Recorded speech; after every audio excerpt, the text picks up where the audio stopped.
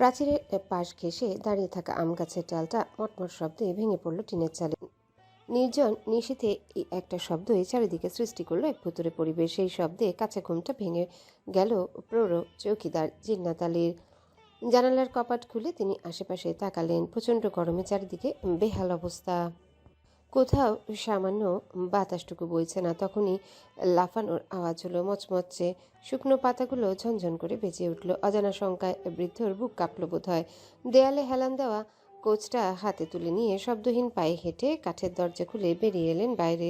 গ্রামে এখনো বিদ্যুৎ তেমনভাবে আসেনি। হাতে গোনা দুই একটা বাড়িতে আছে হয়তো, তার মধ্যে মাস্টার বাড়ি অন্যতম। তবে এই মুহূর্তে বিদ্যুৎ বিভ্রাট ঘটেছে। চাঁদের সফেদ আলোয় আধার কিছুটা কমেছে যেন। সেই আলোতে হঠাৎ দৃষ্টিগোচর হলো চাদরে মোড়া এক ছায়ামানব। গত বছর শুরু হওয়া রাজনৈতিক অস্থিতিশীলতার পর থেকে গ্রামে ডাকাতের উৎপাত বেড়েছে। ওর বাড়িতে লুটপাট হচ্ছে, জখম হয়ে হাসপাতালে ভর্তি হচ্ছে মানুষ। এই তো কয়েকদিন আগে মধ্যপাড়া দেলোয়ার বাড়ির শীত কেটে ঘরে ঢুকে পড়েছিল তারা।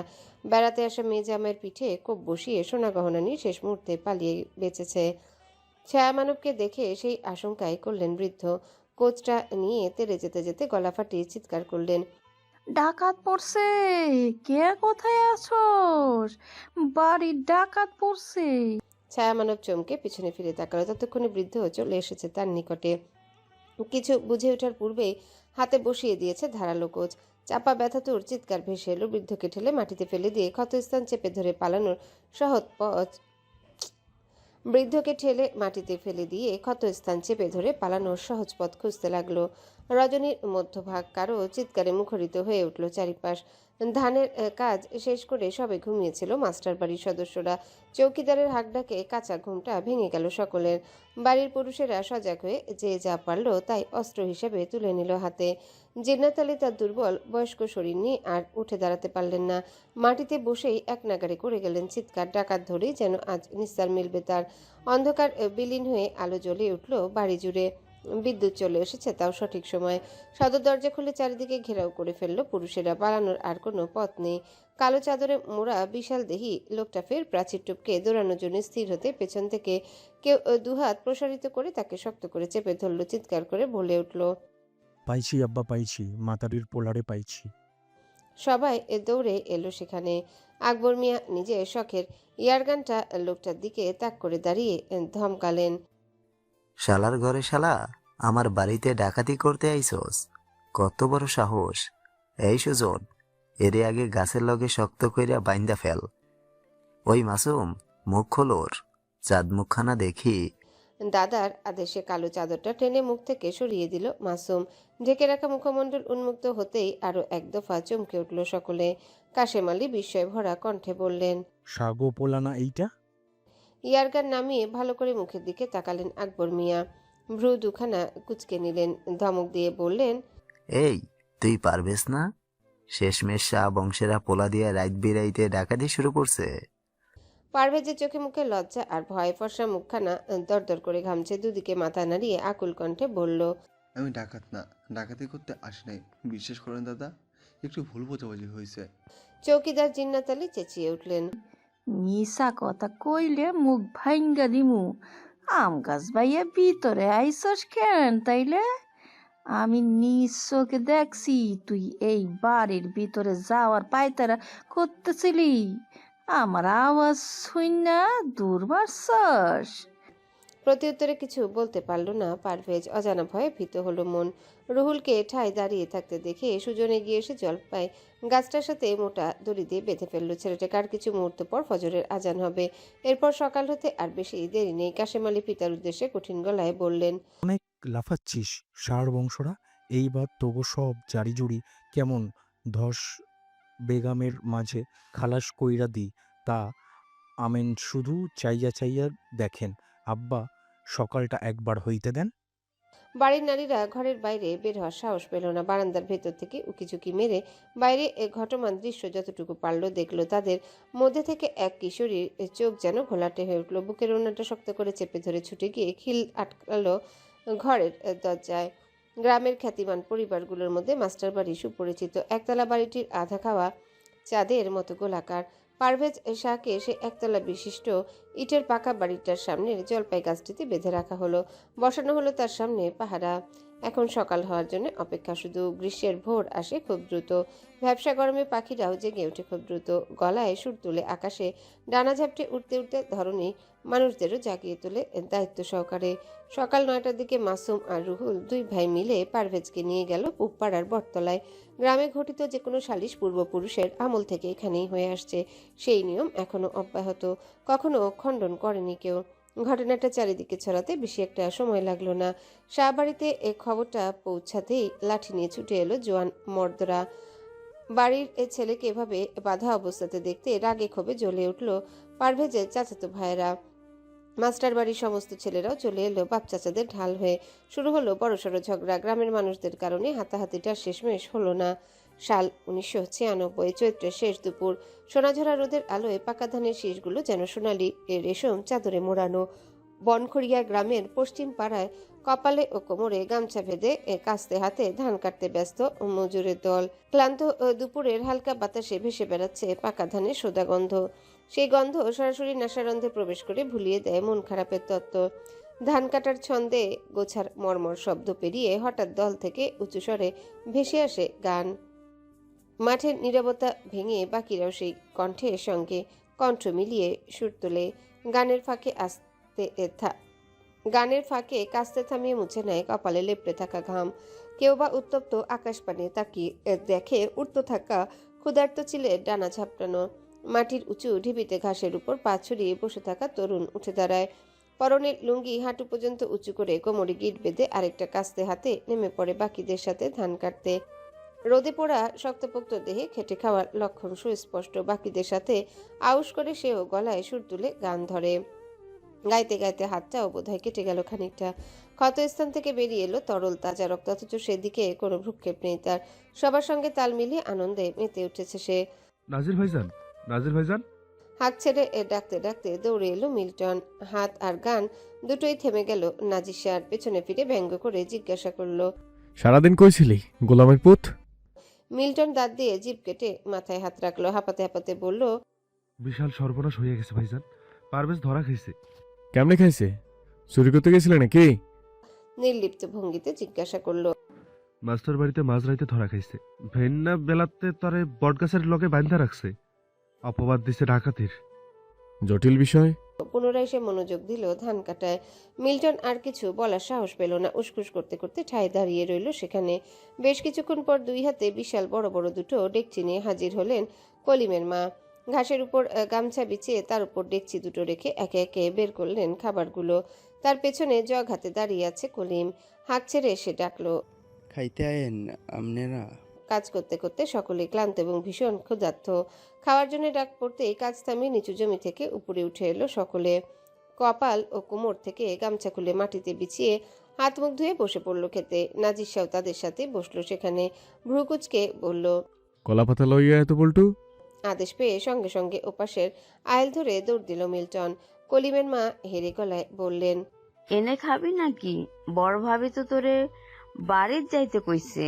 ক্ষুধা লাগছে, আগে খাইয়া লই।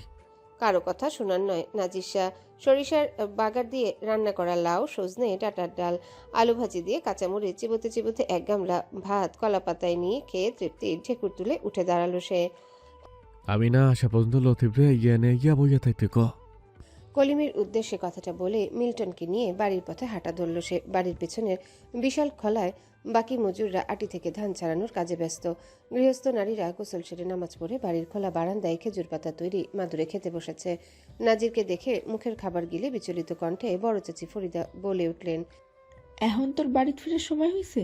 পুবপাড়ার বটতলায় পারভেজটা লইয়া কিসে জানি বিচার বইছে। তো সুরো চাচা আর ভাইয়েরা সেখানেই গেছে। যাওয়ার আগে কইয়া গেছে তোরও যাতে পাঠাইয়ে দেই। গোসলটা করিয়া লই, শরীর চুলকায়।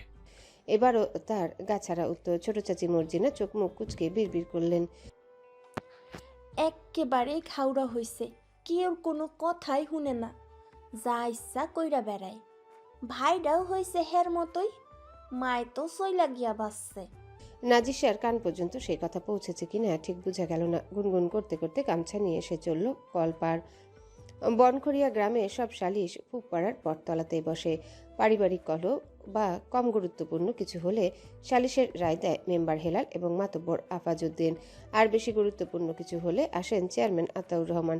তবে আজকের ঘটনা মাস্টার এবং শাহবাড়ির মধ্যকার হওয়ায় চেয়ারম্যান সাহেবকেই খবর দেওয়া হয়েছে। গণ্যমান্য ব্যক্তিদের নিয়ে তিনি এসে পৌঁছাতে ঘড়ির কাঁটায় বেজে গিয়েছে দুপুর 2:30টার এদিক ওদিক।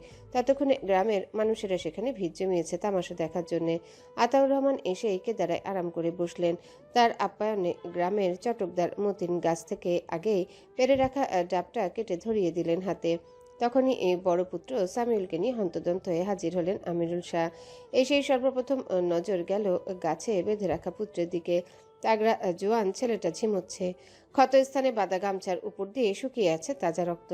সেসব যেন সহ্য করতে পারলেন না তিনি। দাঁতে দাঁত পিষে চেঁচিয়ে উঠলেন, কার এত বড় সাহস?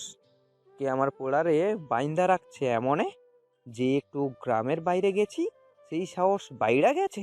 চেয়ারম্যান লাফিয়ে উঠলেন। শাহ বংশের মানুষদের এখানকার চেয়ারম্যান মেম্বাররা বেশ মান্য করে চলে, তিনিও তার ব্যতিক্রম নন।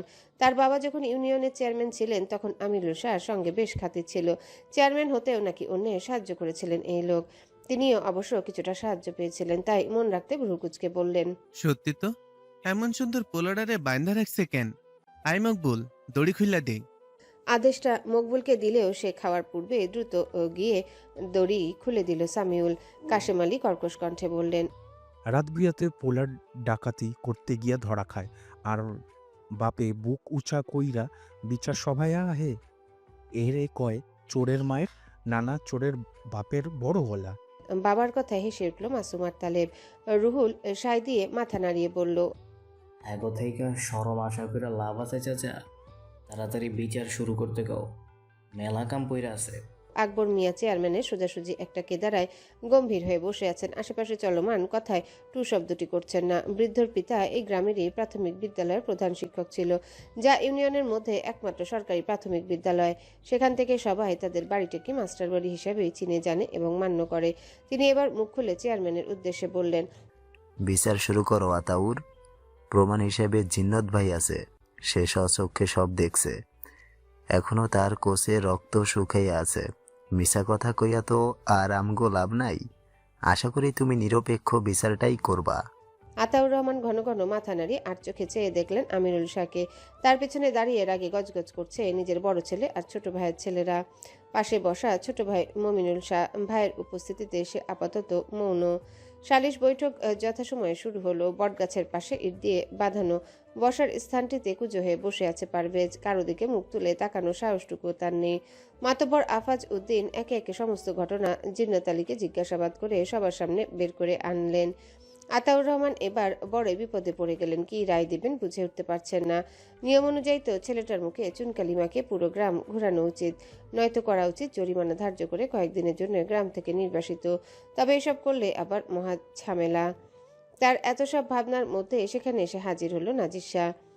পরনে বাংলা প্যান্ট আর ছাপা শার্ট, যা কোনোই পর্যন্ত গুটিয়ে রাখা। সে এসে ধপাস করে বসে পড়ল পারভেজের পাশে, দুই হাতে ভর দিয়ে ধমকানোর সুরে বলল, গোলামের পুত মাঝরাইতে শত্রুকে বাড়িতে গেছিলে কেন? তার কথা শেষ হতে আমিরুল শাহ এক প্রকার চেঁচিয়ে উঠলেন, এই নাজির, গোলাম কেডা? কারে গোলাম কইলি তুই? আমি গোলাম? তো কি মহারাজা ধীরাজ? আশ্চর্য হওয়ার ভান ধরে প্রশ্ন ছুড়ল নাজির শাহ। চোয়াল শক্ত হয়ে গেল আমিরুল শাহ। একে তো নিজের ছেলে গ্রামের মধ্যে অর্ধেক মান সম্মান ডুবিয়ে দিয়েছে, ওদিকে ভাইয়ের ছেলেও বাকিটুকু ডুবিয়ে দেওয়ার পায়তারা করছে। নাজির শাহ চেয়ারম্যানের দিকে কৌতূহলী দৃষ্টিতে তাকিয়ে জিজ্ঞাসা করল, সালিশের রায় দিয়ে দিয়েছেন? না, অহনো দেই নাই। ভালো করেছেন, এইবার আসল ঘটনা আমার কাছ থেকে হই নেন। সকলে উৎসুক হয়ে উঠল। কাশেম আলী বললেন, কি এর আসল ঘটনা? তুই আছিলি না ওখানে? তাকে বিশেষ পাত্তা দিল না নাজির শাহ। নিজের মতো করে বলে ফেলল আসল কথা। ওই সব ডাকাতি ফাঁকিতে কিচ্ছু না, সবই মাইয়া মানুষের চক্কর। বাবু ভাই মাস্টার বাড়ির 3য় প্রজন্ম, নজরুল আলমের মাইয়া ফাহমিদার লগে আমাগো পারভেজের প্রেমের সম্পর্ক। ওই মাইয়া রাত বিরাতে ওরা ডাইকা নিয়ে গেছে। বিচার যদি করতে হয় তাহলে দুইটারে একলগে বাইন্দা পিটান, নয়তো বিয়ে দিয়ে দেন। বউ লইয়া বাড়িতে জায়গা। পোলা বইলে একলা একলা মান সম্মান বিসর্জন দিবে কেন? উৎসুক গ্রামবাসী চমকে উঠল। শুরু হলো কানাঘুষা। শাহরা কথাটা শুনেই খুশি হয়ে গেল। মমিনুল শাহ বড় ভাইয়ের উদ্দেশ্যে ফিসফিস করে বললেন, দেখলা বড় ভাইজান, আমাকে নাজির রে কেমনে খেলা ঘোরায় দিল দেখলা। বেড়া মানুষের চরিত্রর দাগ না হয় রাইতে লাগলে দিনে মুচ্ছা যায়, কিন্তু মায়া মানুষের দাগ কেমনে মুছবো? আমিরুল শাহ মুখে উত্তর দিলেন না, শুধু নিঃশব্দে হাসলেন। নজরুল আলম আপাতত এখানে উপস্থিত নেই। সকাল হতেই পারিবারিক ব্যবসার কাজে চলে গিয়েছেন, তাই ছেলে রুহুল বোনের নামে মিথ্যা অপবাদ শুনে খেপে গেল। আর একটা মিছা কইলে তোর জিভ কিন্তু আমি টাইনা ছিঁড়া ফেলবো নাজিম। নাজিশা শুরুর মতো এবারও এদের পাত্তা দিল না, শুনেও যেন শুনল না এমন এক ভাব। প্যান্ট ঝেড়ে উঠে দাঁড়ালো সে, দুই হাত পেছনে রেখে চাচা চেয়ারম্যানের উদ্দেশ্যে বলল, আমার কথা বিশ্বাস না হলে ফার্মিদের ডাইকে আনেন।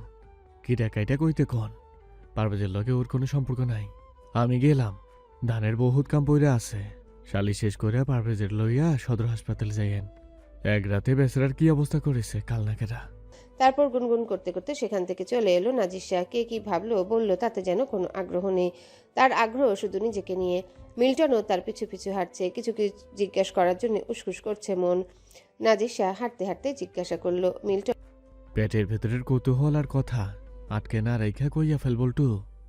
আপনি কেমনে জানলেন যে পারভেজের লগে হ্যাগো ফাহমিদার সম্পর্ক? জানি তোরটাও জানি।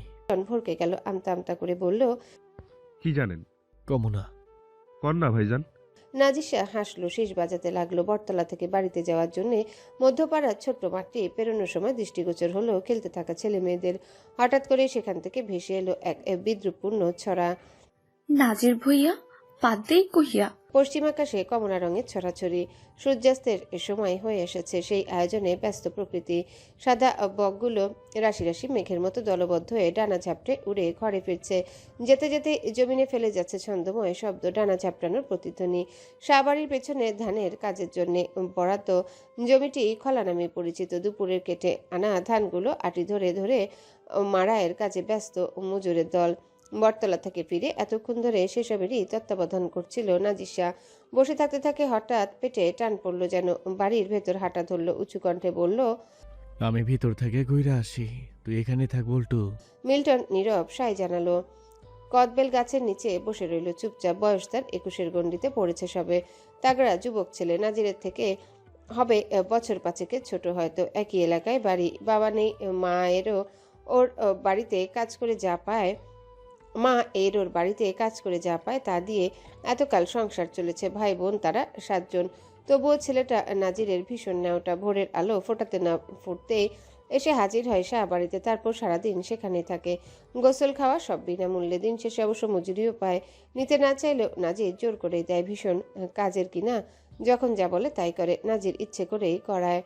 শাহবাড়ির 3 দিকেই শুধু বাড়ি আর বাড়ি, দুদিকে টিনের চালা আর 2টো ইটের পাকা বাড়ি, আর বিপরীত দিকে 2টো মাটির বাড়ি। তার মধ্যে ফাটল ধরা পুরনো মাটির বাড়িটি নাজিরের বাবা সোভান আলী শাহ পৈতৃক সূত্রে পিতা ফতে আলী শাহ থেকে পেয়েছেন। এরপর সেই যে কোনো এক মর্মান্তিক দুর্ঘটনায় বিছানার সঙ্গে সন্ধি করলেন, আর শেষ হলো না সেই সন্ধি। ততদিনে 2 চাচার বহু উন্নতি হয়েছে। বিপরীতে করেছে ইটের ঘর, পাশেই আছে 2টো গোয়াল ঘর, গরু বাছর গাভী দিয়ে ভর্তি। তার মধ্যে অবশ্য একটা নাজিরের বাড়ির সাথে লাগোয়া গৃহিণীদের মুরগির খোপ। একপাশে ধানের গোলা আর ছনে ছোট্ট ঘর। নাজির এক বাটি খই আর নলেন গুড় নিয়ে নিজেদের খোলা বারান্দায় পেতে রাখা মোড়াতে বসলো। অদূরে বড় চাচি ফরিদা উঁচু জায়গায় দাঁড়িয়ে চাল থেকে কুমড়ার বড়ি আর গতকাল তৈরি করা নকশি পিঠা নামাচ্ছেন। তখনই হন্তদন্তে বাড়িতে প্রবেশ করলেন আমিরুল শাহ। দিক বিদিক না তাকিয়ে ছুটে এসে স্ত্রীর কোমর বরাবর লাথি মারলেন, চিৎকার করে বললেন, বান্দির ঘরে বান্দি, সারাদিন কই থাকস? কোন ভাতারের লগে সময় কাটাস? রাইতে পোলাই কি কইরা বেড়াই দেখোস না? পিঠার ডালা হাতেই মুখ থুবড়ে মাটিতে পড়ে গেলেন মধ্যবয়সী ফরিদা। কপালে আঘাত লাগলো, তবুও ব্যথায় টু শব্দটি করলেন না। তাতেই যেন প্রশ্রয় পেয়ে গেলেন লোকটা। এক নাগারে দিয়ে গেলেন অশ্রাব্য সব গালি। আশেপাশ থেকে খুঁজে আনলেন একটা চেলা কাঠ, সেটা নিয়ে এগিয়ে যেতেই খই খেতে খেতে মুখ বিকৃত করে নাজির বলে উঠল, পিড়াইয়া ঠ্যাং ভাঙ্গা দেন ফকিন্নের ঝের। সকালটা হইতে দেরি, কিন্তু শাড়ি কাঁচা দিয়ে গাধার মতো কাম করতে নেই। মার খাওয়াইয়া যদি একটু কমে এইসব। থেমে গেলেন আমিরুল শাহ। মারতে গিয়েও মারলেন না, ফেলে দিলেন চেলা কাঠ, ভস্য করে দেবেন এমন দৃষ্টিতে একবার স্ত্রীর দিকে তাকিয়ে চলে গেলেন অন্দরে। ফরিদা উঠে বসলেন, আঁচলে চোখের পানি মুছে তাকালেন সামনে। লুঙ্গি ছেড়ে উঠে দাঁড়ালো নাজির। গামছা গলা থেকে নামিয়ে মুখ মুছতে মুছতে বলল, পইরা পইরা মার খেতে শরম করে না? নির্লজ্জ বেডি মানুষ। তো কি করবো? চাইলে অনেক কিছু করা যায়। রাতের বেলা তো এক খাটেই শোয়া, গলার টুরিটা চিপদার ধরলেই সব ল্যাটা চুকে যায়।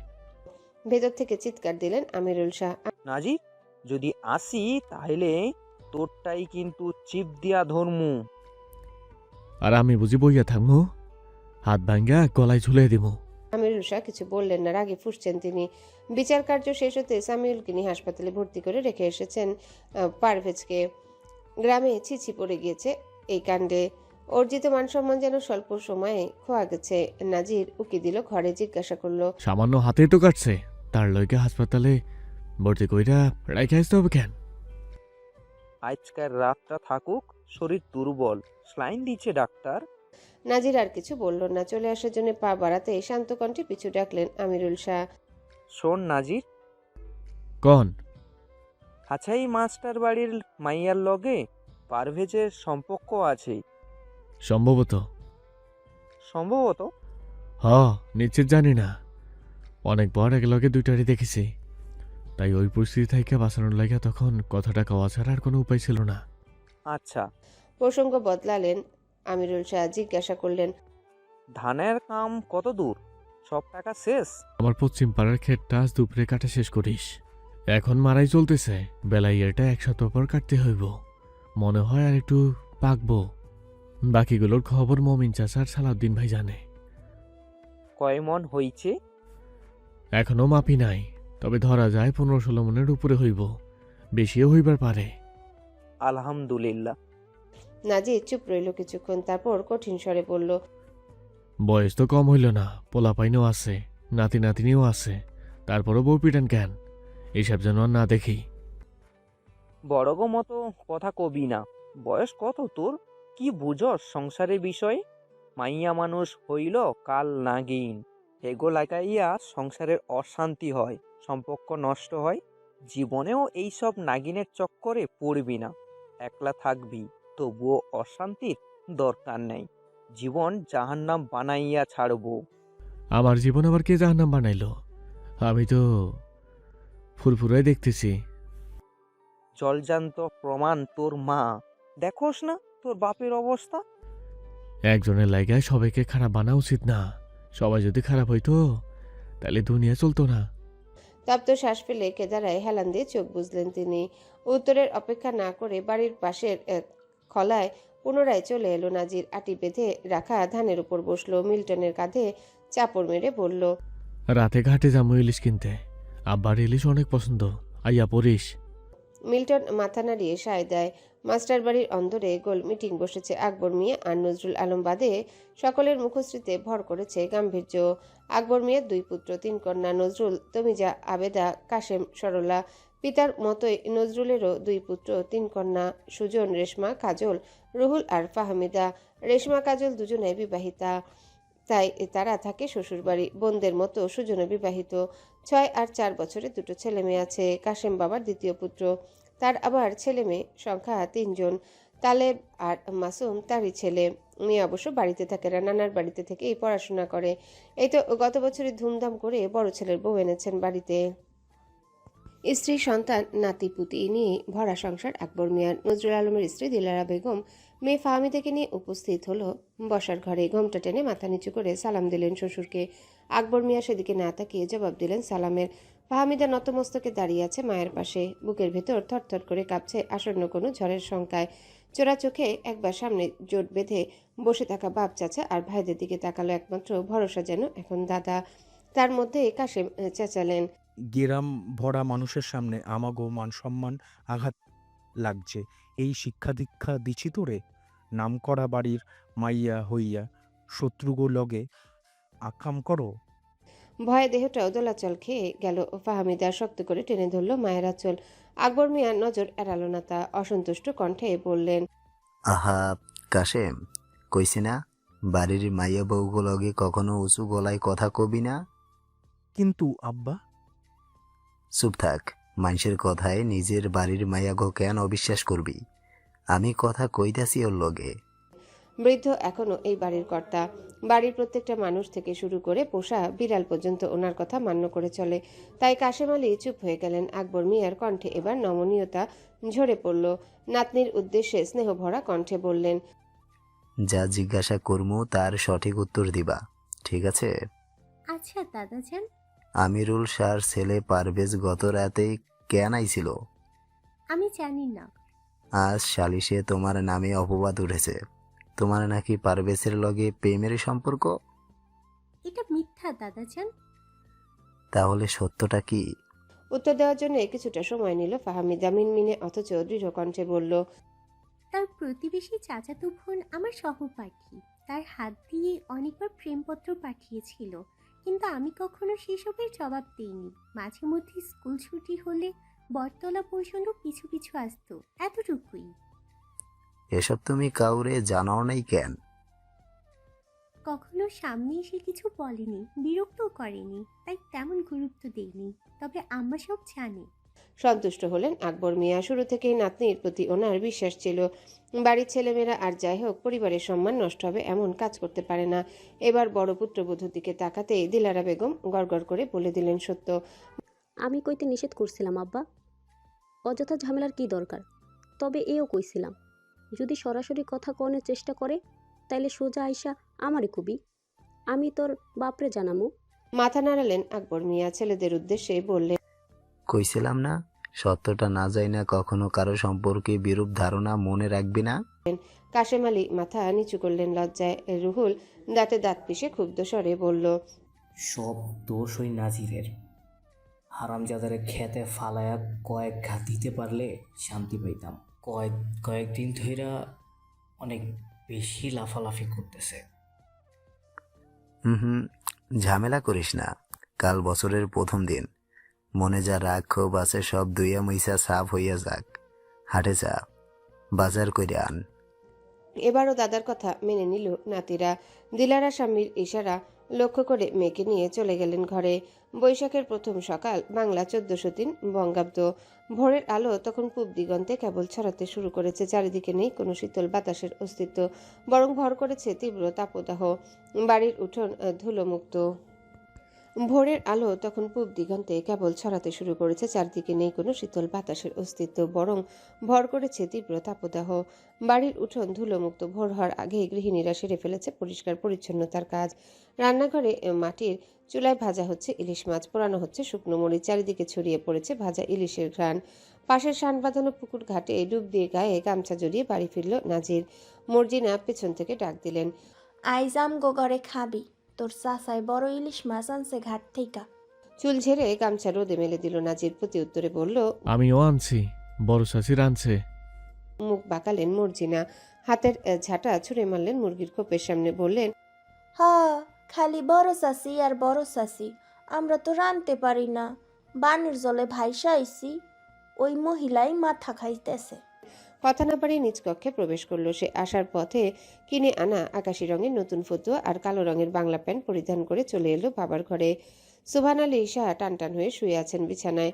দৃষ্টি রোদ আসা জানালায় স্থির। নাজির আনন্দে আটখানা হয়ে জিজ্ঞাসা করলো, কেমন লাগতেছে আব্বা? শ্রবণালী পর্যন্ত সেই কণ্ঠ পৌঁছাতে ঘাড় ফিরিয়ে পুত্রের পানে তাকালেন সুবহান আলী শাহ। বিষণ্ণে আবিষ্ট মুখখানিতে ফুটে উঠল এক ফালি ঝলমলে হাসি। মুখ দিয়ে আ আ শব্দ করে কাছে ডাকলেন ছেলেকে। খোলা ঠোঁটের ফাঁক দিয়ে উকি দিল আধা ফালি কাটা জিভ। শব্দগুলো অস্পষ্ট হলেও সহজে নাজির যেন তা বুঝে গেল। অধরের হাসি চওড়া হলো। যেভাবে এসেছিল ঠিক সেভাবে বেরিয়ে এলো ঘর থেকে। রান্নাঘরে ঢুকে পানি দিয়ে ভিজিয়ে রাখা গত রাতের হাঁড়ি ভর্তি পান্তা ভাত থালায় তুলে সাথে পেঁয়াজ, কয়েক পদের ভর্তা আর ভাজা দুটো ইলিশ মাছের টুকরা নিয়ে ফিরে এলো ঘরে। বালিশ উঁচু করে পিঠে হেলান দিয়ে বসালো বাবাকে। ভাত মাখাতে মাখাতে বলল, আজ বছরের প্রথম দিন, তাই ইলিশ আনছি। মাঝরাতে ঘাটে গিয়ে দেখি সাবান্নরা টোল ভর্তি ইলিশ নিয়ে ফিরতেছে। লগে লগে কিনা লই। নৌসাদ ও আসে নাই? ও নাকি কয়েকদিন পর পরীক্ষা শুরু হইব। চিঠি পাঠিয়েছিল গত সপ্তাহে। ধানের কাম শেষ কইরা শহরে যাবো ভাবতেছি। বালি কই? আর কইয়েন না, পারভেজ আছে না, মাস্টার বাড়ি মায়ের লগে পিরিত করতে গিয়ে ধরা খাইছে। বিচার বইছিল কাল, গোলামের পুতে শত্রুগো বাড়িতে মরতে গেছে। ভদ্রলোক আরো কিছু হয়তো বললেন, কিন্তু নাজির প্রতি উত্তরে মুখ বাঁকিয়ে বলল, হয়েছে, চুপ থাকো, ছাপে গাইতে হইব না। ওই অমানুষের বাচ্চাগুলো গিয়ে আজ এই অবস্থা তোমার। বাপ সঠিক মানুষ চিনতে পারে নাই বইলা পোলাই ভুগতেছে। এবার যদি সুযোগ পাই তাইলে বুড়ার 20 দাঁত আমি ভাঙ্গে দিমু। হাত নাড়িয়ে পুত্রকে ঝামেলা করতে নিষেধ করলেন তিনি। নাজির সে কথায় গুরুত্ব দিল না, বরং প্রসঙ্গ বদলালো। ওই বাড়ির পুরুষদের নাম শুনলে তার মাথায় খুন চেপে বসে। এভাবে এই খাওয়ার ফাঁকে ফাঁকে কথা চলল দুজনার। অলৌকিক ভাবেই হোক বা অভ্যাসবশতই হোক, পিতার মুখ থেকে নিঃসৃত অস্পষ্ট প্রত্যেকটা শব্দ খুব সহজেই বুঝে যায় নাজির। সুবহান আলী শাহ বিছানা থেকে নামতে পারেন না। বা পায়ের হাড় ভাঙা, ডান পায়ের বুড়ো আঙ্গুলটাও কেটে ফেলেছে কেউ, সাথে কাটা হয়েছে জিভের ডগা, হয়তো কোনো কিছু গোপন করার লক্ষ্যে। যা রহস্য রয়ে গেছে আজও। সেই রহস্য চলছে এখনো 21 বছর ধরে। খাওয়া দাওয়ার পর্ব শেষ করে বাড়ি থেকে বেরিয়ে এলো নাজির। বড় তেঁতুল গাছটা পেরোতেই দেখা মিলল মিল্টনের। গত রাতে 3টা মাছ কিনেছিল সে, তার মধ্যে একটা আবার গুছিয়ে দিয়েছিল মিল্টনের হাতে, তাই আজ সকালের খাবারটা বাড়ি থেকে খেয়ে এসেছে সে। চত্বর বাজারের মুদির দোকানে আজ হালখাতার অনুষ্ঠান, সেখানে প্রথমে যাবে তারা, তারপর খেতে খামারে ঘুরে বিকালে যাবে মেলায়। হাঁটতে হাঁটতে কাউকে নজরে পড়তেই হাতের ইশারায় চিৎকার করে ডাকলো, এই সেরিয়াই, এদিকে আয়।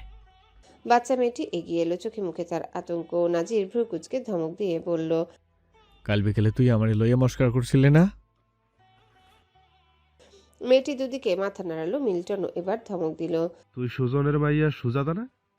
বাপ চাচা এগুলাই শিখাইছে বেয়াদব। বাদ দে, বংশের রক্ত পাইছে না, একেবারে 2 নম্বরই পোলা পাইন। সুজাতা ফের দুদিকে মাথা নাড়ালো, নিষ্পাপ মুখ করে বলল, আমি না, ওই ছড়া ফুপু বলেছে। কোন ফুপু? ফাহমিদা নাকি বাইত্তাগুলা? আরেক ফুপু। মিল্টন নাকচ করে দিয়ে বলল, মিশা কথা কয় ভাইজান। কয়দিন আগে আমার গায়ে জামাল গোটা সুইরাও অস্বীকার করছিল। নাজির কিছুক্ষণ ভেবে তারপর বলল, নেরে বল্টু, শুদ্ধ ভাষায় যখন কইতেছে তখন হাসা কথাই কইতেছে মনে হয়। সেই সুযোগে পা থেকে জুতা খুলে হাতে নিয়ে ভো দৌড় দেওয়ার চেষ্টা করলো সুজাতা, কিন্তু পুনরায় পথ রোধ করে দাঁড়ালো নাজির। শাসানোর ভঙ্গিতে বলল, আমার পাত লইয়া সবার সামনে মস্করা, তার উপর আবার বংশ বদলাইয়া নিজের লগে বইয়া লাগাইছে। তাই তোর ফুপুরে লইয়া আমার লগে দেখা করবি, নইলে হাড্ডি কুড্ডি ভাঙ্গা রাইখা দেমু। সন্ধ্যার পর বৈশাখের মেলা জমজমাট হয়ে উঠেছে। গ্রামের জোয়ান বুড়ো সকলেই এসে সামিল হয়েছে সেখানে। মিল্টনের সাথে কিছুক্ষণ নাগরদোলায় চড়ে মুরগি খেতে খেতে আরও ভেতরে চলে এলো নাজির। আদুরে দেখানো হচ্ছে সাপের খেলা, সেখানে লেগে আছে মানুষের ভিড়। কেউ বা সারাতে এসেছে বিভিন্ন অসুখ। যদিও নাজির এসবে একদম বিশ্বাস করে না, আর সেই অবিশ্বাসের জেরে বহুবার সাপুরদের সঙ্গে তার ঝগড়া হয়েছে।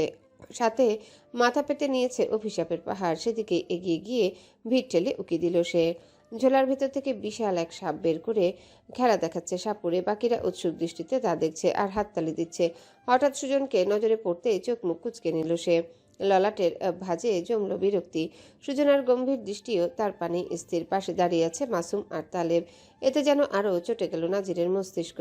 মিল্টনের কাঁধে হাত রেখে ঠোঁটের কোণে কৌতুকপূর্ণ হাসি ঝুলিয়ে উঁচু কণ্ঠে বিদ্বেষ প্রকাশ করে বলল, এইসব মোটা দড়ির মতো লম্বা সাপের খেলা দেখে লাভ নাই। আমাগো গ্রামে 4 হাত পা বিশিষ্ট যে বিষধর সাপ আছে, একেবারে পুরো বংশ এক লোকে গাইতে বইছে। হ্যাঁ গো, বিষের থাইকেও বিষাক্ত। মনোযোগে বিঘ্ন ঘটল মিল্টনের। কিছু বুঝতে না পেরে অবাক নয়নে মাথা তুলে তাকালো তার চেয়েও কয়েক ইঞ্চি লম্বা নাজিরের মুখ পানে।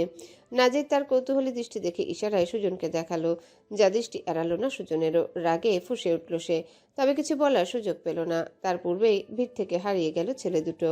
মাসুম চোয়াল শক্ত করে বলল, দেখলা ভাই, হারামজাদার আর আমাকে সাপ কইয়া গেল। সুজন দীর্ঘশ্বাস ফেলে পুত্র সিফাতের হাত ধরে সামনে হাঁটতে হাঁটতে বলল, কুত্তার লেন্স যেমন সোজা হয় না, তেমনি শাহ বংশের পুরুষ মানুষ গো খোঁচা মারা আর চরিত্র কখনো ঠিক হইব না। ভাইয়ের উপস্থিতিতে রাগটা মনে পুষে রাখলো মাসুম।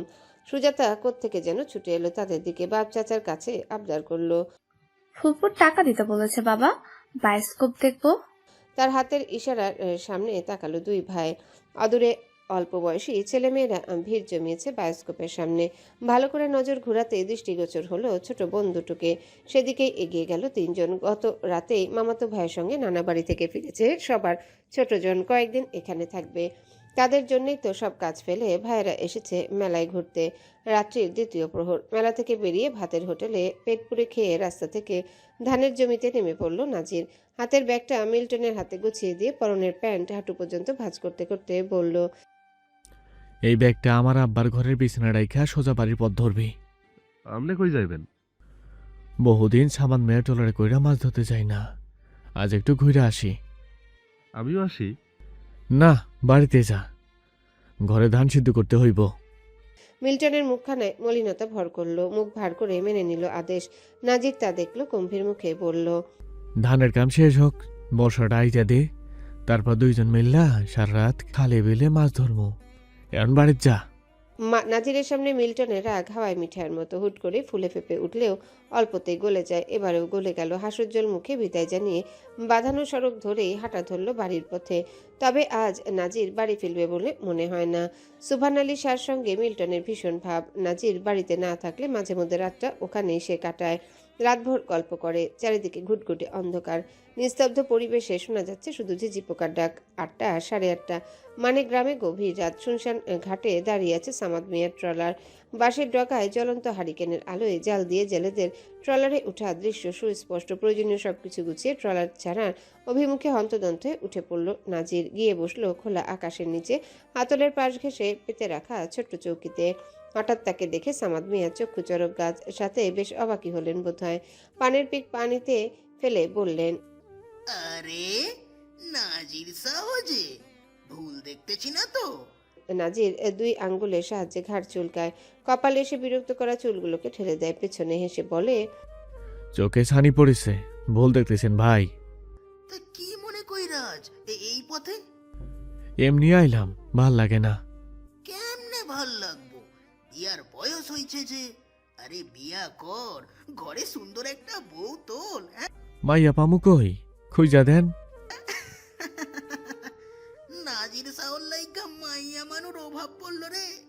কবে যাবি শুধু কইস, এমন সুন্দর সুন্দর মাইয়া দেখাবো না। নাজির প্রতি উত্তরে হাসলো শুধু। ভেতর থেকে বেরিয়ে এলো সামাদ মিয়ার ছেলের হৃদয়। হাতে তার চুরুট আর হুক্কা। চুরুটটা ধরিয়ে বাবার হাতে দিল। বসে পড়ল মেঝেতে। হুক্কায় তামাক ভরতে ভরতে বলল, দিবা নাকি এক টান নাজির চাচা? ইলিয়াস কই? তোরে কইছি না আমাকে থাইক্কা দূরে থাকবি। নাজির শুয়ে পড়ল লম্বা হয়ে। দৃষ্টি তারা ঝলমল করা আকাশের দিকে নিবদ্ধ করে বলল, পোলা বড় হইছে ভাই, সুযোগ পাইলে তামাকেও টান মারে, দূরে থাকবো কেমনে? সামাদ মিয়া সে কথায় বিশেষ গুরুত্ব দিলেন না। পুত্রকে চোখ রাঙিয়ে ফের পুরনো প্রসঙ্গ টেনে এনে বললেন, কিরে মাইয়া দেখামু? নাজির উঠে বসলো। হৃদয়ের হাত থেকে হুক্কাটা টেনে নিয়ে নিজেই বানানো শুরু করলো। সে আবার এসব খুব ভালোই বানাতে পারে। ছোট চাচার থেকে শিখেছিল। অনুৎসুক কণ্ঠে বলল, এখনই না। কি কস? আরে এইটাই তো বিয়ার উপযুক্ত সময়। আরে আমি তো সেই 19 বছর বয়সে বিয়া কইরা ফেলাইছিলাম। আরে এখন আমার বয়স হইল 40, আর আমার হৃদয়ের বয়স 19। ওরেও ভাবতেছি এই বছরেই করাই দিমু। সামনের বছর থাইকা তোর ভাবির আরাম। বিয়া যত তাড়াতাড়ি করা যায় ততই শান্তি। আমনের আর কি, বাপের হোটেলে খাইয়া অকাম করে বেড়াইতেছেন, বিয়ের পর হাল ধরেছেন বাপের দাঁড় করার ব্যবসায়। কিন্তু আমার কি আর সেই কপাল আছে? নাকি বলিস? তোর লাইকা আমার খারাপই লাগে, তাই তো দম আছে। তোর জায়গায় অন্য কেউ থাকলে এতদিনে হাল ছাইরা দিত। নীরব রইল নাজির। বাড়ানো শেষ হতেই বড় একটা টান দিয়ে চোখ বুঝলো। ভদ্রলোক ফের বললেন, রোজগার তো ভালোই তোর। ভালো হইলে কি হইব, এখনো মাটির ঘরে থাকি। যা চাচাকে ইটের পাকা জ্বালানির সামনে মুরগির খোপের মতো দেখায়, পরে বউ যদি আফসোস হয়। এইটা কোনো কথা?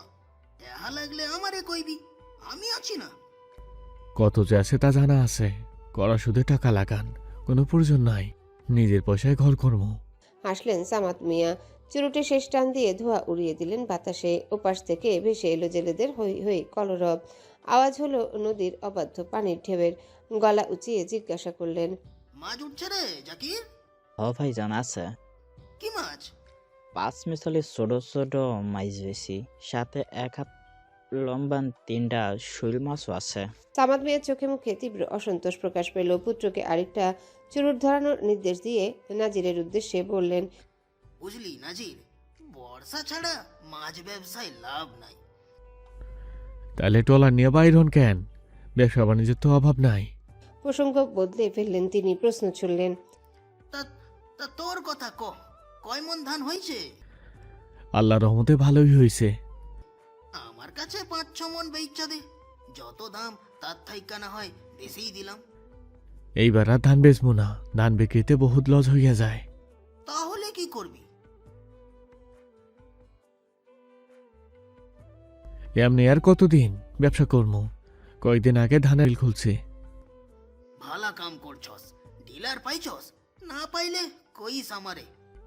পাইছি। গত বছর আর থেকে পরিচয় হইছে, সেইখান থেকে আর কি এই ব্যবসায় বুদ্ধি আইলো। ঠিক আছে, তোর চাচারা জানে? না, জমি আমার, ফসল আর পয়সাও আমার। ওরা জানবো কেমনে? ব্যবসা ভালো কইরা দাঁড়াক, তারপর এমনি এমনি জানবো সবাই। টাকা পয়সা লাগলে আমারে কইস, আমি সব সময় আছি। সুদ ছাড়া দিতে চাইলে কইেন। না রে ভাই, লস হইয়া যাইব। বাইচ্চা আছি তো এইটারই উপরে। সুদ হারাম। কত কিছুই তো হারাম। যেই তামাক খাস, আরে এইটাও তো হারাম। মানে কয়জন? উত্তর দিল না নাজির। হেলান দিয়ে বলল, কম দামি ব্যবহার করা পিকআপ লাগবে 2টা। আপাতত হাতে টাকা কম, খোঁজ থাকলে কইেন। কত খোঁজ নাই, তাও তোর জন্য দেখমুনে। নাওসাদের কি খবর? লেখাপড়া শেষ হয় নাই? চাকরি বাকরি কিছু করে? না, এখনই কি এর, আরো 1-1.5 বছর লাগবো মনে হয়। আরে খরচপাতি সব তুই দেস নাকি নিজেও কিছু করে? আমি ছাড়া আর কেটাই দিব? হ্যাঁ, বাপের কামাই নাই, অসৈক্যা মানুষ, তার পেছনে কত খরচ লাগে। ওই এত লেখাপড়া কইরা কি করব কি? হ্যাঁ, আরে গেরামে চলে আইতে খেতে খামারে কামে লাইগা দে, তো টাকা পড়ছে খরচ চালানোর। আমি তো পড়তেই পারলাম না, ওই পড়তেছে যখন পড়ুক, লেখাপড়ায় ভালো আছে। কোনো লাভ নাই, বাপের ওই শিক্ষিত পোলারে দেখে না, আর তুই তো ভাই। হ্যাঁ, কত দেখলাম, আরে চাকরি বাকরি পাইয়া না তোরে মুইতাও মারবো না, মিলাই নিস। তাও সময় থাকতে নিজের লাইগা সঞ্চয় কর। দুনিয়াতে কেউ কারো না রে নাজির, একলাই আইছি একলাই যাইতে হইব। এই মাঝখানের দুনিয়ার জীবনে যেইগুলোর লগে দেখা হয় না, সব কয়টা হারামজাদা। বন্ধু বান্ধব, ভাই বোন, সন্তান, কেউ আপন নয়। এরা আমাকে জীবনেই আসে পুটকি মারা দেওয়ার লাইগা।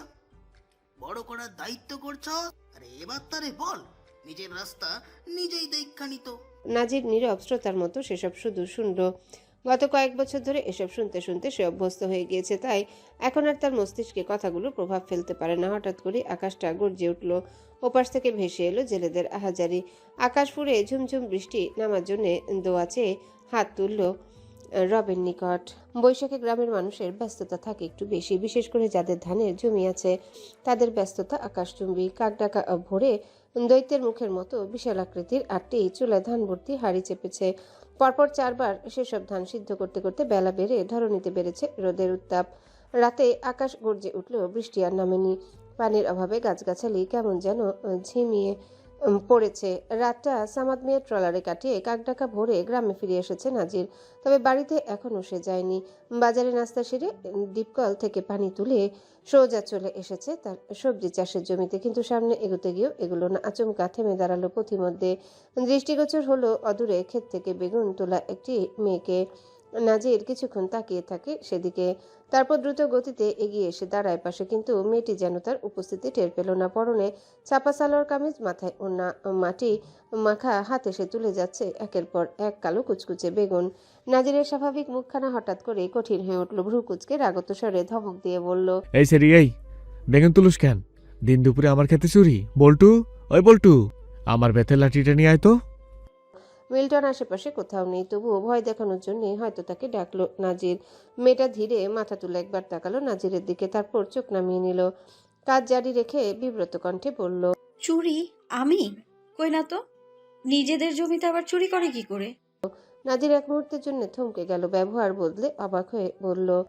নিজেগো জমি? কই আমি তো তোমারই চিনি না। পরপর আবারও কণ্ঠস্বরে কাঠিন্য ভর করল। বেগুন চুরি করতে আইয়া এখন আমার জমি হাতানোর মতলব? দেখে তো এই গ্রামের মাইয়া মনে হয় না, কথাবার্তা তো অন্য টান। গ্রামের হইলে আলবাদ আমি চিনতাম নাকি? বাপের নাম কি, বাড়ি কই? তাড়াতাড়ি কও, না হলে কিন্তু বট গাছে বাইন্দা রাখবো। মেয়েটার মুখশ্রীতে এবার দেখা দিল আতঙ্ক। দূরে দূরে বুকে আশেপাশে তাকিয়ে কাউকে খুঁজলো। নাজির ভাবলো হয়তো পালানোর পথ খুঁজছে মেয়েটা, তাই হাতের বালতিটা মাটিতে রেখে দু হাত ছড়িয়ে পথ আগলে দাঁড়ালো সে। মেয়েটি সঙ্গে সঙ্গে পিছিয়ে গেল কয়েক পা, চোখে ভয় থাকলেও তার কণ্ঠস্বর দৃঢ়। আমি এই গ্রামেরই মেয়ে, এই জমিটাও আমাদেরই, আমার দাদার।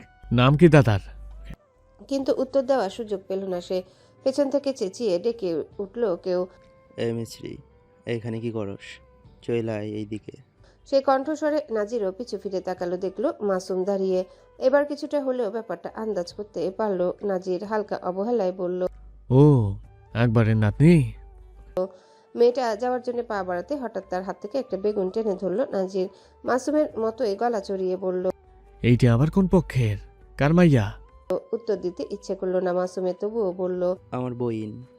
কেমন বোন? আমি চিনি না কেন? আপন মায়ের পেটের একমাত্র বইন। ভারী অবাক হলো নাজির, চোখ বড় বড় করে তাকিয়ে বলল, ওই যে নাক দিয়ে হিঙ্গুন পড়তো মাইয়াটার? হো মা, এত ডাঙ্গর হয়ে গেছে? তোর চইলাইতে কইছি না, এখনো দাঁড়াইয়া আসুস কেন? বোন রে আমার জমিতে বেগুন চুরি করতে পাঠাইয়া হন আবার চলে যাওয়ার পাইতার করস? এত সোস? বেগুনের ক্ষতিপূরণ কেটাই দিব। মাসুম এগিয়ে আসছিল, তখনই নাজির ধমকালো, এক পা গাইলে পা ভাঙ্গা রাইখা দিমু, এক পা গাইলে পা ভাঙ্গা রাইখা দিমু। আমার জমিতে খারাপ মানুষের ঢোকা নিষেধ। তুই ভালা মানুষ? হ। ওই মিছরি, হেগো বেগুন ছিঁড়ছিস কেন? বড় চাচিই তো বললো ক্ষেত থেকে বেগুন নিয়ে আয়, ভর্তা বানাবো। তাই তো সুজাতাকে সঙ্গে নিয়ে এসেছিলাম, কিন্তু উনি বলছেন এটা নাকি ওনাদের ক্ষেত। ঠিকই বলছে, এইটা না আমাকে ক্ষেত হইতাছে ওই পাশেরটা। আঙ্গুল তাক করে দেখালো মাসুম। নাজিরের ক্ষেত্রের বিপরীত পাশের ক্ষেতটাই আকবর মিয়ার। দীর্ঘদিন গ্রামে না থাকায় বিভ্রান্ত হয়েছে মিস্ত্রি, তাই আবারও লজ্জার অপরাধ বোধ ঘিরে ধরল তাকে। আমতা আমতা করে বলল, দুঃখিত, আমি জানতাম না। নাজির বিড়বিড় করলো, দাদার মতোই সব কটা ধান্দাবাজ বাটপার। লুঙ্গির ভাঁজ থেকে টাকা বের করলো মাসুম, বলল, ওর মতো মগার কাছে মাপ চাইতে হইব না, এনে ধর তোর বেগুনের দাম। নাজির টাকাটা নিল না, কিছুটা অহংকার করে বলল, শত্রু গোটে হ্যাঁ নাজির সানিব ভাবলি কেমনে?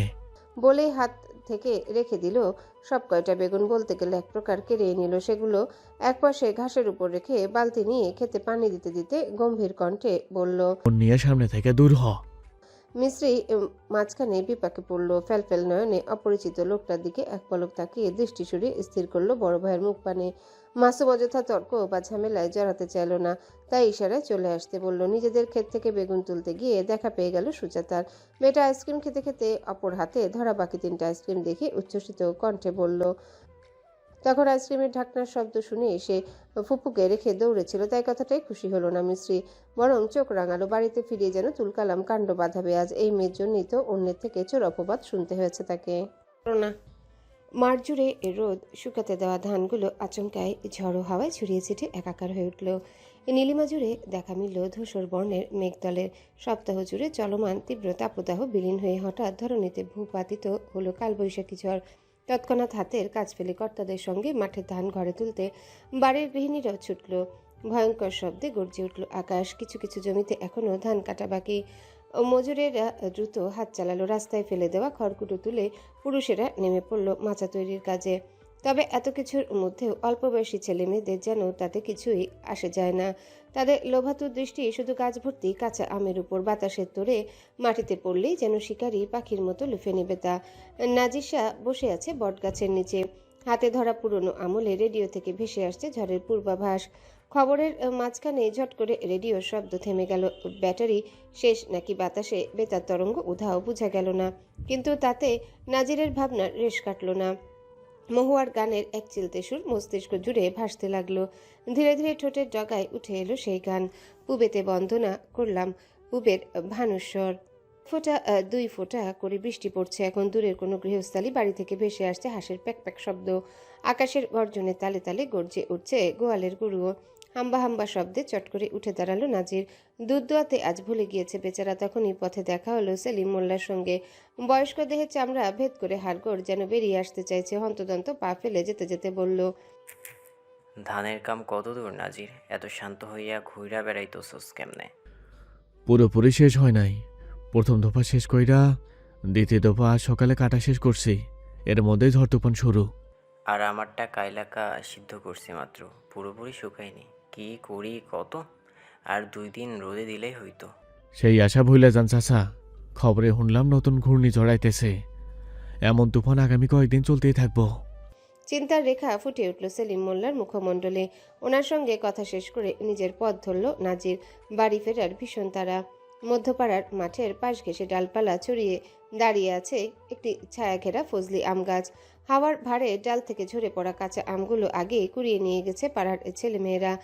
মিস্ত্রি আর সুজাতা সেখানে পৌঁছাতে পৌঁছাতে একটু দেরি হলো। চারিদিক খুঁজেও আম না পেয়ে হতাশ দৃষ্টিতে তাকালো গাছের ডালে। মুখ ভার করে বলল, তো সব আম বিচ্ছুগুলো নিয়ে গেছে। আমাদের আরো আগেই আসা উচিত ছিল। আচ্ছা, তুই গাছে উঠতে পারিস? সুজাতা দুদিকে মাথা নাড়ালো। না, তুমি ওঠো। আব্বা জানলে বকবে তো। ছোট চাচু পারে, ডেকে আনবো। থাক, দরকার নেই, বাড়ি চল। আম ভর্তা খাবো না। উত্তর দিল না মিস্ত্রি। তখনই আচমকা কোথা থেকে যেন ছুটে এসে এক ছড়া আম বরাবর লাগলো শুকনো মাটির শক্ত খণ্ড। নিশানা ঠিক থাকায় মুহূর্তে শূন্য থেকে মাটিতে আছড়ে পড়লো কয়েক জোড়া কাঁচা ফজলি আম। তা দেখে মিস্ত্রির চোখ জোড়া চকচক করে উঠে এগিয়ে যায় সেগুলো তুলতে। কিন্তু তার আগে কোথা থেকে এসে আম দুটো ছো মেরে হাতে তুলে নেয় নাজির। বাড়িতে আম গাছ নাই? ঝড় তুফানের মধ্যে বাইরে ঘোরাঘুরি কেন? কণ্ঠে বিদ্রুপ ঝরে পড়লো যেন। সুজাতা দৌড়ে লুকিয়ে পড়লো ফুপুর পেছনে। নাজির একটা আম নিজের কাছে রেখে বাকিগুলো বাড়িয়ে দিল মিস্ত্রির দিকে। মিস্ত্রি ধরল না তা। নাজির ভ্রু কুচকাল। সুজাতার উদ্দেশ্যে বিরক্ত কণ্ঠে বলল, তোগো বাড়িতে কি চুলে আলাদা হয়ে গেছে রে সুজুতা? আলাদা খাস তোরা? ফুপুর পেছন থেকে আর বের হলো না সুজাতা। ওখান থেকেই উত্তর দিল, না তো, সবাই একসঙ্গেই খাই। তাহলে তোগো দুটার অবস্থা আলাদা কেন? তুই পাট খাটি আর তোর ফুপু একেবারে বট গাছ। কোন চালের ভাত খায় তোর ফুপু? আমারেও কহ, আমিও 2টা খাইয়া মোটা হই। সুজাতা হেসে দিল। বাচ্চা হলেও পাকা বুড়ি একটা। কিন্তু মিস্ত্রির মোটেও হাসি পেল না। তার রাগ হলো। লোকটা সপ্তাহখানেক আগে কয়েকটা বেগুন তোলার কারণে তাকে চোর উপাধি দিয়েছিল। আজ আবার তাকে মোটা বলে অপমান করছে। কত বড় সাহস! ভাইয়ের কথাই তবে ঠিক। শাহ বংশের পুরুষেরা এক একটা বেয়াদব অমানুষ। তাই নীরবে চলে যাওয়ার উদ্দেশ্যে সামনে পা বাড়ালো সে। কিন্তু নাজির চুপ থাকলো না। এইটুকু মেয়ে তাকে অবজ্ঞা করছে, ভারী লজ্জার ব্যাপার। তাই জোরপূর্বক হাতের মধ্যে আমগুলো গুজে দিয়ে বলল, এই সেমরির নামটা কেডাই রাখছে? এইটা কোনো নাম হইলো? মিস্ত্রি এবার মুখ খুলল। কেন? সুন্দর নামই তো। একদম সুন্দর না। খিচুড়ি তো মানুষে খায়, তোর কি খাওয়া যায়? তুই কোন খিচুড়ি? তাল খিচুড়ি নাকি আখের খিচুড়ি? সুজাতা ঝট করে উত্তর দিল, তাল মিস্ত্রি। নাজির সামান্য হাসলো, বলল, এবার সোজা বাড়ির যা, নলে ঠাটা কিন্তু 2টা তোর মাথার উপরে পড়বো। তখন আর বিয়া হইব না। কথা শেষ করে যেতে গিয়েও ফিরে এলো কিছু একটা মনে পড়ার ভঙ্গিতে বলল, কয়দিন আগে যে আমারে লইয়া ভয়ঙ্কর মস্কা করেছে, এইটা তো তোর সেই ফুপু না রে সুজাতা? এই ভয়টাই যেন এতক্ষণ পাচ্ছিল ছোট মেয়েটা। শক্ত করে ধরে রাখলো ফুপুর ওড়না। উত্তরের অপেক্ষায় নাজির তাকিয়ে আছে তার দিকে। মিস্ত্রি কিছু বুঝতে না পেরে সরল কণ্ঠে বলল, নাম নিয়ে মজা করেছি? কবে, কখন? আমি তো আপনাকে দেখলামই 1 সপ্তাহ আগে, এই যে খেতে। আবার মিছে কথা? আলবাত কইছস, তুই কইছস। সালিশের দিন এই মাঠে দাঁড়াইয়া কইছস সুজাতা আমারে কইছে। মিস্ত্রি দীর্ঘশ্বাস ফেলল। এই সুজাতা তাকে একটু শান্তি দেয় না। নিজে অন্যায় করে সব জায়গায় ফাঁসিয়ে দেয় ফুপুকে। অথচ সেদিন সে গ্রামেই ছিল না, ফিরেছিল রাতে। দুদিকে মাথা নাড়িয়ে কথাটা জানিয়ে বলল, ভয় সুজাতা মিথ্যা বলেছে, মাঝে মধ্যেই ও এমনটা করে। মেজাজ চটে গেল নাজিরের। ইচ্ছে করলো ফাজিল পিচ্ছিটাকে 2 ঘা দিয়ে গাল লাল করে দিতে, কিন্তু ইচ্ছেটা এই মুহূর্তের জন্য দমিয়ে রাখলো। আকাশের অবস্থা ভালো নয়। দৃষ্টি দিয়েই শাসিয়ে বিড়বিড় করলো। তারপর দীর্ঘশ্বাস ফেলে নিজেকে সামলে নিয়ে মিস্ত্রির দিকে আরেকটু এগিয়ে ফিসফিস করে বলল, তাল মিছরি খেতে আমার খুব ভাল লাগে। বলেই সে নিজ রাস্তায় নিজ গন্তব্যে অগ্রসর হলো। মিশ্রি এক পলক তাকিয়ে দেখলো সেদিকে, বিড়বিড় করে বলল, লোকটা আস্ত বেয়াদব। সুজাতা হাত থেকে কেড়ে নিল আমগুলো, জিভ দিয়ে ঠোঁট ভিজিয়ে লোভাতুর কণ্ঠে বলল, তাড়াতাড়ি বাড়ি চলো ফুফু, একেবারে চটকে চটকে মাখবে, যেন অনেক ঝাল হয়। তোকে একটুও দেবো না, তুই ফের আমার নামে মিথ্যে বলেছিস, তাও ওই লোকটাকে। উত্তর দিল না সুজাতা। আসল কথাটা বললে নির্ঘাত ওই লোকের কাছে মার খেতে হতো। তাই তো বাঁচার জন্য ফুপুর নাম নিয়েছিল সে। বড় বোন থাকলে কি আর ফুপুর নাম নিত? মিশ্রি আর কিছু বলল না। হাওয়ার তেজ বাড়ছে, গুড়ি গুড়ি বৃষ্টি পড়ছে, তাই হাঁটা ধরলো বাড়ির পথে। আজ মাস্টার বাড়িতে রোজগার চেয়ে ব্যস্ততা কিছুটা বেশি। হঠাৎ আসা ঝড়ে সবকিছু গোছগাছ করে ঘরে আনতে আনতে ক্লান্ত সকলে। পিতা নজরুল আলমের তত্ত্বাবধানে ফাহমিদার বিয়ের কথাবার্তা চলছে, সেই জন্যে বাড়ির ভেতরে ছড়িয়ে পড়েছে উৎসবের গন্ধ। আজ ঘটক আসার কথা ছিল, কিন্তু আকস্মিক ঝড়ের তাণ্ডবে তার আগমনে আশায় ছেড়ে দিল সকলে। সুজাতার সঙ্গে বাড়ি ফিরে প্রথমে রান্নাঘর থেকে বটি নিয়ে বারান্দায় বসলো মিশ্রি। আমগুলো ছেলে কুচি কুচি করে কাটলো, একে একে মেশালো কুচি করে কেটে রাখা কাঁচা মরিচ, সদ্য পোড়ানো শুকনো মরিচ গুঁড়া, লবণ আর সামান্য চিনি। তারপর চটকে চটকে তা মাখলো। সেই মাখা দেখে জিভে পানি চলে এলো সুজাতার। মিশ্রি অল্প একটু তার দিকে বাড়িয়ে দিল। চেখে দেখ তো কেমন হয়েছে। পরনের হাঁটু সমান ফ্রকে হাতটা ডলে মুছলো সুজাতা। ফুপুর দেওয়া আম মাখা তালুতে নিয়ে জিভ দিয়ে পুরোটুকু মুখে ঢুকিয়ে চোখ বুঝলো আবেশে। মুহূর্তেই শরীরটা ঝাড়া দিয়ে উঠল। সন্তুষ্ট কণ্ঠে বলল, অনেক মজা ফুফু। আরো ঝাল লাগবে? না, ঠিকই আছে। যা তাহলে কাঁঠাল পাতা নিয়ে আয়, কলপার থেকে ধুয়ে আনিস কিন্তু। সঙ্গে সঙ্গে দৌড়ালো সুজাতা।